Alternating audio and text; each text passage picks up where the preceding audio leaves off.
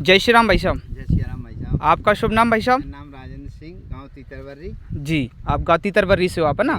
और तहसील आपकी लटेरी तहसील, जिला विदिशा। तो भाई साहब मैं संजू प्रजापति ट्रॉपिकल कंपनी से आपका इस वीडियो में स्वागत करता हूं भाई साहब।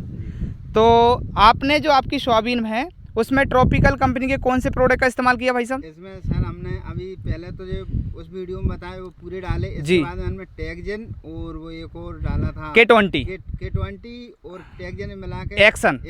जे ट्रॉपिकल कंपनी के तीनों प्रोडक्ट जो आप बता रहे हो, K20 और जो इंसेक्टिसाइड के लिए आपने डाला है कि हमारा टैगजिन जो आता है ट्रॉपिकल कंपनी का, और एक्शन।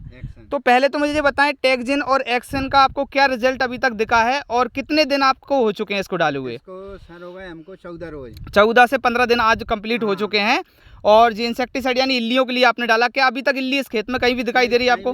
कहीं भी नहीं दिखी। कहने का मतलब है आपने 80 बीघा में ये दोनों प्रोडक्ट का इस्तेमाल किया और 14 से 15 दिन अभी हो चुके हैं वर्तमान में, और इल्लियां बिल्कुल नहीं आई है। सीधी सी बात है, झड़ा के देख लिया आपने, कहीं भी इल्ली दिख नहीं रही थी। यानी कि ये दोनों प्रोडक्ट बहुत शानदार है।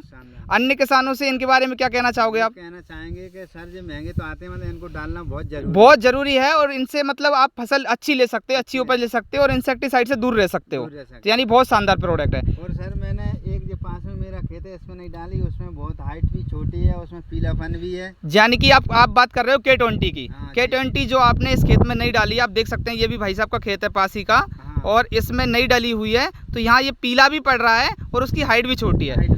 यानी K20 का कमाल आप देख सकते हैं, इसके पत्तों का कलर देख सकते हैं, शाइनिंग देख सकते हैं हम यहाँ पर, और हाइट और फुटान भी आप जब देख पा रहे हैं तो बहुत शानदार है। यानी K20 का इस्तेमाल भी किसानों को करना चाहिए और बहुत शानदार चीज़ है ये। तो चलिए भाई साहब, आपका बहुत बहुत धन्यवाद। जय श्री राम भाई साहब।